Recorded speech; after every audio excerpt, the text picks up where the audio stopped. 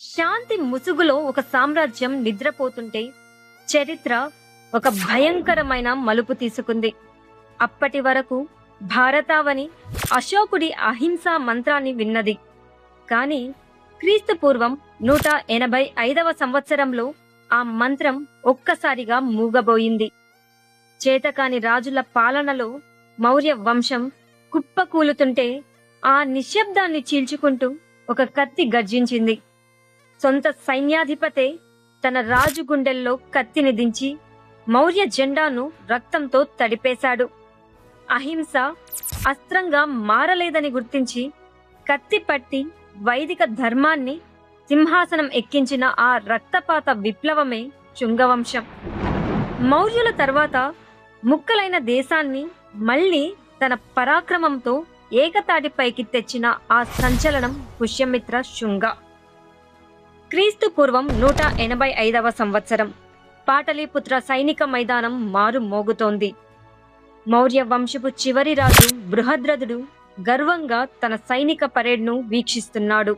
వేలాది మంది సైనికులు కదం తొక్కుతుంటే రాజు తన సైన్యాధిపతిని చూసి మురిసిపోతున్నాడు. కాని అదే తన చివరి క్షణమని ఆయన ఊహించలేదు. అందరూ చూస్తుండగానే సైనిక పరేడ్ సాక్షిగా పుష్యమిత్రుడు మెరుపు వేగంతో కత్తి తీశాడు. ఒక్క వేటుతో రాజు తలను వేరు చేశాడు. సైన్యం నిశ్శబ్దంగా ఉండిపోయింది. ఎందుకంటే వారికి కావాల్సింది శాంతిని బోధించే రాజు కాదు, శౌర్యాన్ని నడిపించే నాయకుడు. ఆ ఒక్క దెబ్బతో 137 ఏళ్ల మౌర్య సామ్రాజ్యం అంతమై రక్తపు మడుగులో శుంగవంశం పుట్టింది. పుష్యమిత్ర శుంగుడు కేవలం సింహాసనం కోసం రక్తం చిందించలేదు. అశోకుడి కాలంలో ప్రాధాన్యత కోల్పోయిన వైదిక ధర్మాన్ని మళ్లీ నిలబెట్టడానికి ఆయన నడుం బిగించాడు. ప్రసిద్ధ వ్యాకరణకర్త పతంజలి మహర్షి సాక్షిగా 2 సార్లు అశ్వమేధ యజ్ఞం చేసి సంస్కృత భాషకు రాజవైభవం తెచ్చాడు. పుష్యమిత్రుడి పాలనలో ధర్మస్థాపన ఎంత జరిగిందో అంతకు మించి రక్తపాతం కూడా జరిగింది.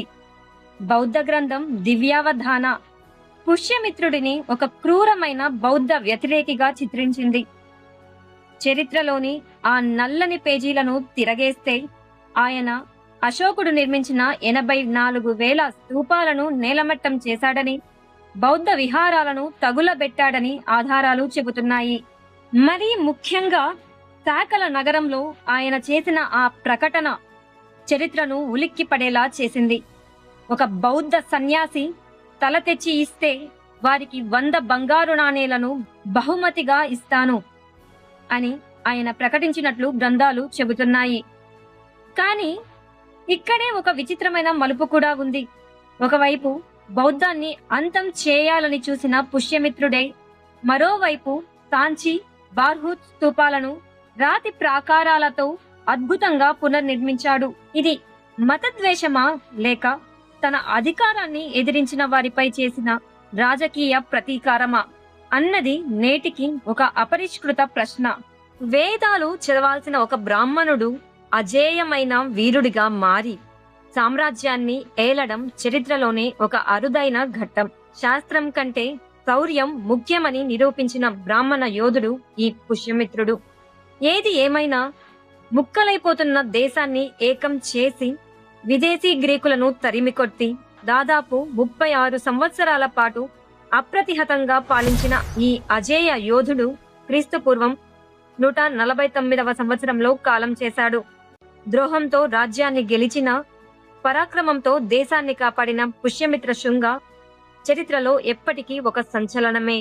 ఈ శుంగ వంశాన్ని 10 మంది రాజులు 112 సంవత్సరాల పాటు అప్రతిహతంగా పరిపాలించిన పుష్యమిత్రుడి తర్వాత ఆ స్థాయి శౌర్యం చూపిన ఏకైక యోధుడు ఆయన కుమారుడు అగ్నిమిత్రుడు. పుష్యమిత్రుని వారసుడిగా తండ్రి గెలిచిన సామ్రాజ్యాన్ని రక్షించడమే కాదు, దాన్ని మరింత విస్తరించిన ఘనుడు అగ్నిమిత్రుడు. ఇతను అధికారంలోకి రాగానే ఎదురైన మొదటి సవాలు విదర్భ యుద్ధం. తిరుగుబాటు చేసిన విదర్భరాజు యజ్ఞసేనుడిని రణరంగంలో మట్టి కరిపించి తన తండ్రికి తగ్గ తనయుడు అని నిరూపించుకున్నాడు. చరిత్రలో అగ్నిమిత్రుడికి ఒక ప్రత్యేకమైన గుర్తింపు ఉంది. యుద్ధ వీరుడిగానే కాకుండా ఒక గొప్ప ప్రేమికుడుగా కూడా ఈయన పేరు మారుమ్రోగింది. అందుకే ప్రపంచ ప్రసిద్ధ కవి మహాకవి కాళిదాసు తన మొట్టమొదటి నాటకం మాళవికాగ్నిమిత్రంలో ఈయన్నే హీరోగా మలిచాడు. ఒకవైపు శత్రువుల గుండెల్లో వణకు పుట్టిస్తూనే మరోవైపు కాళిదాసు కావ్యాల్లో కథానాయకుడిగా నిలిచిన అరుదైన చక్రవర్తి అగ్నిమిత్రుడు. అగ్నిమిత్రుడి తర్వాత శుంగ సామ్రాజ్య భారాన్ని మోసింది ఆయన కుమారుడైన వసుమిత్రుడు. ఈయన గురించి చెప్పాలంటే రాజవ్వక ముందే చరిత్ర సృష్టించిన అజేయ యోధుడు ఇతను. పుష్యమిత్రుడు నిర్వహించిన 2వ అశ్వమేధ యజ్ఞానికి రక్షకుడిగా యువరాజు వసుమిత్రుడు వెళ్ళాడు. ఆ సమయంలో అశ్వాన్ని గ్రీకు వీరుడైన మేనాండర్ సైన్యం బంధించింది. సింధు నది తీరాన గ్రీకు సేనలకు వసుమిత్రుడి సైన్యానికి మధ్య రక్తపాత యుద్ధం జరిగింది. శత్రువుల అశ్విక దళాన్ని మట్టి కరిపించి గ్రీకులను తరిమి కొట్టి యజ్ఞాన్ని దిగ్విజయంగా పూర్తి చేసిన పరాక్రమవంతుడు వసుమిత్రుడు. తండ్రి అగ్నిమిత్రుడి తర్వాత సింహాసనాన్ని అధిష్ఠించిన వసుమిత్రుడు సుమారు 10 సంవత్సరాల పాటు పాలించాడు.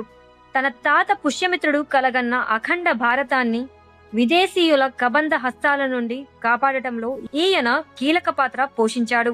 కత్తి పట్టడంలోనే కాదు, వ్యూహ రచనలో కూడా ఈయన తన తండ్రిని మించిన తనయుడు అని చరిత్రకారులు కొనియాడుతారు. అంతటి వీరుడి ముగింపు మాత్రం చాలా విషాదంగా జరిగింది. బాణభట్టుడి హర్షచరిత్ర ప్రకారం ఒక నాటక ప్రదర్శనను వీక్షిస్తున్న సమయంలో శత్రువులు వెన్నుపోటు పొడిచి వసుమిత్రుడిని అత్యంత దారుణంగా హతమార్చారు. అలా ఒక మహావీరుడి పాలన అర్ధాంతరంగా ముగిసిపోయింది. వసుమిత్రుడి తర్వాత శుంగ సామ్రాజ్యం క్రమంగా తన వైభవాన్ని కోల్పోవడం మొదలైంది. ఆయన తర్వాత అంధకుడు, పులిందకుడు, ఘోషుడు, వజ్రమిత్రుడు వంటి రాజులు ఒకరి తర్వాత ఒకరు సింహాసనాన్ని అధిష్ఠించిన వారు రాజ్య రక్షణ కంటే భోగ విలాసాలకే ఎక్కువ ప్రాధాన్యత ఇచ్చారు. సామ్రాజ్యం ముక్కలవుతున్నా ఆపలేకపోయారు. కాని ఈ పతన కాలంలో కూడా ఒక రాజు పేరు చరిత్రలో నిలిచిపోయింది. శుంగ వంశపు 9వ రాజు భగభద్రుడు. ఈయన కాలంలో ఒక విచిత్రమైన సంఘటన జరిగింది. గ్రీకు రాజు యాంటియాసిడాస్ పంపిన రాయబారి హెలియోడోరస్ శుంగ రాజ్యానికి అతిథిగా వచ్చాడు. భారతీయుల గొప్పతనాన్ని చూసి ముగ్ధుడైన ఆ గ్రీకు రాయబారి హిందూ మతాన్ని స్వీకరించి విష్ణు భక్తుడిగా మారాడు. దీనికి గుర్తుగా ఆయన విదిశలో హెలియోడోరస్ గరుడ స్తంభాన్ని నిర్మించాడు. విదేశీయులు సైతం మన సంస్కృతికి దాసోహం అన్నారని చెప్పడానికి ఇది ఒక నిలువెత్తు సాక్ష్యం. చరిత్ర ఎప్పుడూ ఒకేలా ఉండదు. అది ఒక చక్రాన్ని పోలి ఉంటుంది. ఏ కుట్రతో అయితే పుష్యమిత్ర శుంగుడు మౌర్య సామ్రాజ్యాన్ని అంతం చేశాడో, సరిగ్గా 112 తరువాత అదే కుట్ర శుంగ వంశాన్ని కూడా బలి తీసుకుంది.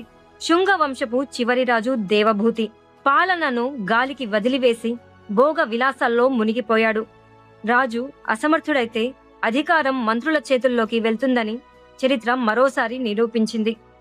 సరిగ్గా క్రీస్తు పూర్వం 73వ సంవత్సరంలో దేవభూతి మంత్రి అయిన వాసుదేవ కన్వుడు రాజు విలాసాల్లో ఉన్న సమయాన్ని చూసి ఆయన్ని అంతం చేశాడు. ఆ రక్తపాతంతో శౌర్యానికి మారుపేరైన శుంగ సామ్రాజ్యం జెండా నేల కొరిగింది. మగధ పీఠంపై కొత్త రక్తం మెరిసింది. అదే కన్వ వంశం. అయితే శుంగవంశం చూపిన ఆ పరాక్రమాన్ని కన్వ వంశం నిలబెట్టగలిగిందా? అసలు ఈ వాసుదేవ కన్వుడు ఎవ్వరు? మగధ ప్రభావం మళ్ళీ పెరిగిందా లేక పూర్తిగా మసగబారిందా? వచ్చే వీడియోలో తెలుసుకుందాం. మౌర్యుల పతనం నుండి శుంగవంశం ప్రస్థానం వరకు చరిత్రలోని ఈ ఆసక్తికరమైన మలుపులు మీకు నచ్చాయని ఆశిస్తున్నాను. ఈ వీడియోలోని సమాచారం మీకు నచ్చితే వెంటనే లైక్ చేయండి. మరిన్ని చారిత్రక రహస్యాల కోసం మన ఛానల్ని సబ్స్క్రైబ్ చేసుకోండి. ఈ వీరగాథని మీ స్నేహితులతో షేర్ చేయడం మర్చిపోకండి. మళ్ళీ మరొక వీరగాథతో కన్వవంశపు కథతో మళ్ళీ కలుద్దాం. అప్పటి వరకు సెలవు. Thank you for watching.